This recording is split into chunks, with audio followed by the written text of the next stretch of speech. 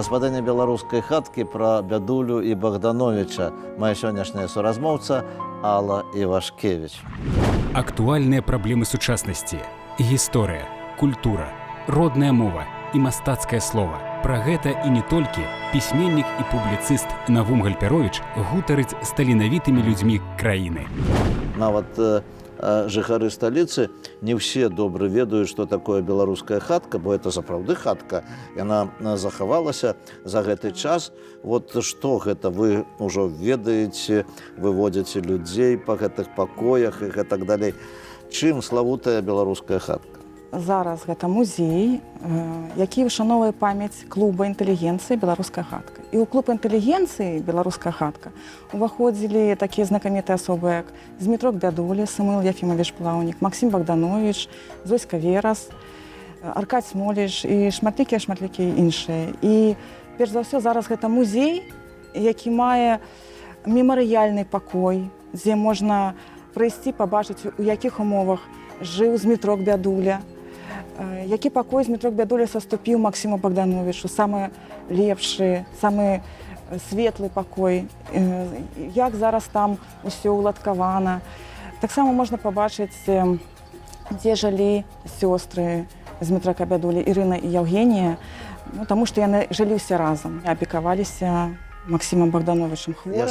Я слухаў, як вы вядзеце экскурсію, я вярнуся да гэтага, таму што мне вельмі спадабалася, як эмацыйна вы гаварылі пра Змітрака Бядулю. Але зараз я хачу запытацца ўсё-такі, каб вы сказалі пра гэту хатку ўвогуле. Так, гэта быў клуб інтэлігенцыі, але вот хата, яна захавалася тая ж хата, якая была. Таму што вот там вакол шматпавярховыя дамы і вот звычайная драўляная хата. Сапраўды, гэты дом, на жаль, страціў сваё мемарыяльнае месца размяшчэння. Наш дом, дзе зараз размяшчаецца музей «Беларуская хатка», ён стаяў на вуліцы Толстога. З Толстога перанесены на Рабкораўскую ў восень 1985 года. Гэта мемарыяльны дом, і ў нас пануе такая адпаведная атмасфера мемарыяльнага дома, дзе ў нас адбываюцца і батлеечныя прадстаўленні таксама, і музейна-педагагічныя заняткі для дзяцей, майстар-класы, працуе пастаянная экспазіцыя, ну і часовая экспазіцыя да 140-годдзя Змітрака Бядулі. Як вы полюбілі Змітрака Бядулю? Тое, што чалавек перажывае ў дзяцінстве, яно пакідае глыбокі след. І вось тыя апавяданні і творы, якія былі прачытаныя, такія як «Сарэбраная табакерка», «Малыя дрывасекі», «5 лыжак зацвіркі», твор «Салавей». Усё гэта мяне сапраўды расчуліла і паказала, наколькі багатая беларуская мова, наколькі можна яскрава выказаць сваю думку сродкамі беларускай мовы. Гэта і метафары Змітрака Бядулі, яго дзівосныя параўнанні. І наогул яго такая прыгожая меладычнасць вось у вершах, у малой прозе, у апавяданнях. Змітрок Бядуля, ён заўсёды цікавіўся жыццём чалавека. Было сапраўды складана, і вось Навум Яковлевіч, дзякуй, зараз мы з вамі казалі пра нашу беларускую хатку, так я хацела б тут і дадаць, што Змітрок Бядуля, ён быў добрым снабжэнцам, здабываў прадукты для тых сталовак, якія былі арганізаваны камітэтам дапамогі пацярпелым ад вайны. І ў нашай хатцы таксама калісьці была сталовая, на пачатку яшчэ яе гісторыі, скажам так. Я гэта ўсё кажу да таго, што пра сталоўкі і грамадскую дзейнасць Змітрака Бядулі я ўжо даведалася пазней. Аднак яго творчасць мяне захапіла сваім гуманізмам. Вось вы чыталі на памяць, многа вы ведаеце на памяць твораў Змітрака Бядулі? Не так і шмат, аднак зараз я чытаю, перачытваю, лепш сказаць, перачытваю і па-іншаму ўспрымаю, нават яшчэ глыбей, чым калісьці тады ў дзяцінстве. І для мяне паўстаюць прыгожыя пейзажы беларускай прыроды. Вось гэта глыбокае светабачанне, яго глыбокая такая пачуццёвасць, эмацыйнасць, яго прыгожыя абразкі. Дарэчы, вось ён хацеў назваць сваю кнігу «Плач пралескаў», так, і я вось хацела б прачытаць, напрыклад, Ось парафразу імпрэсіі начлежнікі пяюць. Начлежнікі пяюць у словах глуш лясоў, і дзікай птушкі крык на зыбістым балоце, і чула летні шэпт расістых каласоў, і човен рыбака, і клёнаў па залоце. Ну гэта так паэтычна, так прыгожа і глыбока паказвае вось гэты побыт чалавека і існаванне чалавека на зямлі. Для мяне гэта як натхненне, як сапраўдная паэзія, якая гучыць для мяне як музыка. А вы хотели быть журналисткой? Так, я, до речі, поступала на факультэт журналістыкі, аднак усё ж таки абрала для сябе шлях выкладчыка. Ну, я скончыла дзяржаўны педагагічны універсітэт, так, і ну, ўсё ж таки я сёння разумею, што ну, я не памылілася. И вы связали свое жыццё, свое професійнае жыццё, ну, скажем, з Максимом Богдановичем. Вы прыйшлі працаваць у музей Максима Богдановича, я добра ведаю гэты калектыў. Як там прынялі вас? Прынялі вельмі добра, мне дапамаглі засвоіць гэты матэрыял, зразумець, з чаго складаецца музейная праца. Мне было вельмі прыемна працаваць усе гэтыя 12 гадоў, што я працавала ў літаратурным музеі Максима Богдановича. Гэта быў вельмі светлы час. І заўсёды з цеплынёй успамінаю вось гэтыя гады. Вы сталічная жыхарка. А калі да вас прыйшла мова? Ну, гэта было ўсё ж такі ў школе. У школе. У пачатковых класах мы чыталі «Акрабат у бутэльцы». Вось гэта першы твор мяне чамусьці так уразіў. І такія фальклорныя творы. І вось гэта ўсё такое вельмі, здаецца, зразумелае.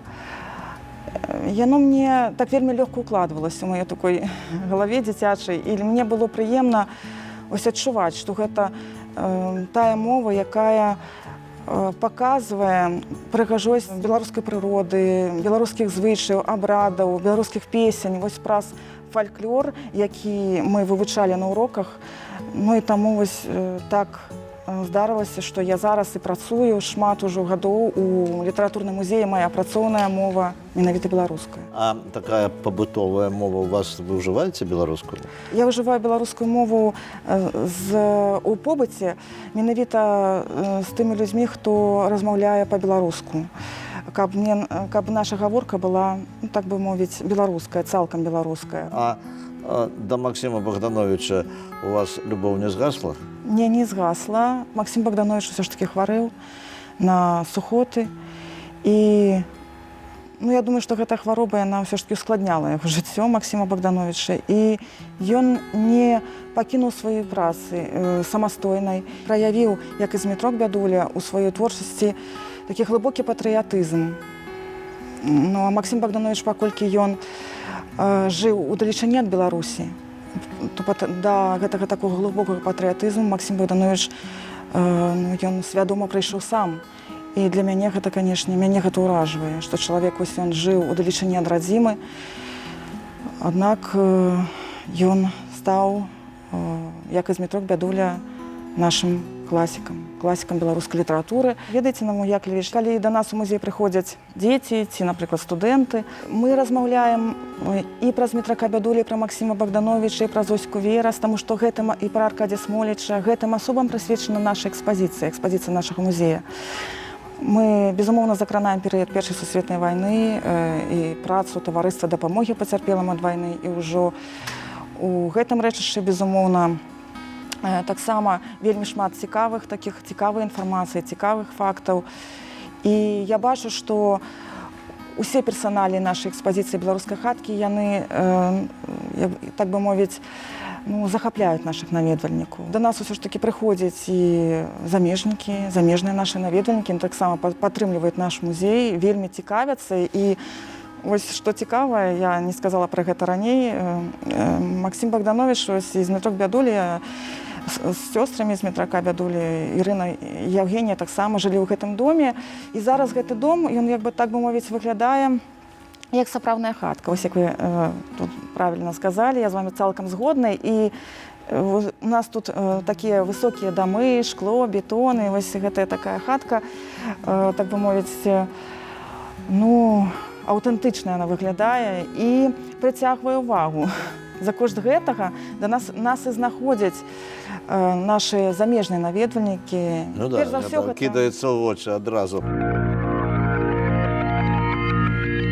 Я ведаю ўжо з вашай біяграфіі, што вы вучыліся і мове англійскай, вы вучыліся і мове французскай, вы закончылі музычную школу, вы вучыліся на турыстычную адукацыю, атрымалі як спецыялістаў у турыстычнай сферы, экскурсавод і гэтак далей. А вот кім вы сябе лічыце, што асноўнае у вас, у вашай, скажем, іпастасі? Асноўнае ў маёй іпастасі гэта тое, што я з'яўляюся музейным супрацоўнікам. Я супрацоўнік музея «Беларуская хатка» і праца займае шмат майго часу, амаль усё маё жыццё прысвечана працы. Вы гаварылі пра тое, што вот вы там інструмент вы паставілі, і да яго не так часта дакранаецеся, але слухаць музыку вы слухаеце, вы любіце, каго вы любіце больш, якую музыку, якіх, можа быць, аўтараў, што вам бліжэй? Я атрымала гэтую музычную адукацыю, і я адчуваю нават сябе музыкантам і да сённяшніх дзён таксама. Гэта тая сфера, у якой я сябе сапраўды камфортна адчувала у дзяцінстве, і гэтыя ўспаміны, яны так уклаліся ў маёй галаве даволі глыбока.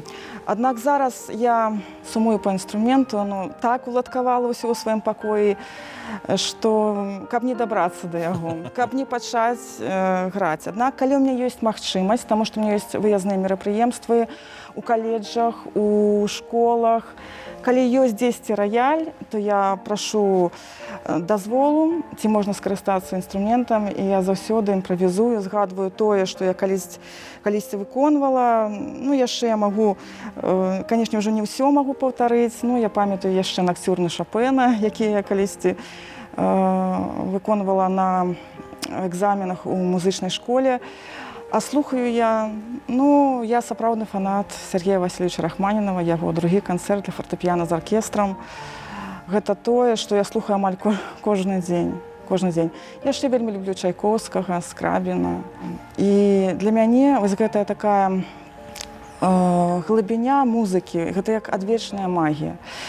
І я ведаю, што і паэты звярталіся шмат да музыкі, і Змітрок Бядуля, я хацела б тут сказаць, што яго творчасць надзвычай музычная. І вельмі шмат такіх словаў трапляецца з музычных нават тэрмінаў. І яшчэ і розныя словы, такія як ліра, струны. Змітрок Бядуля сам добра граў на скрыпцы, і усе ў сям'і гралі на скрыпцах. Гэта быў абавязак, такі ўсе былі абавязаны ў сям'і граць. Сястра, дарэчы, моя, яна грае на скрыпцы, яна таксама музыкант. Аднак бацькі нашы не музыканты.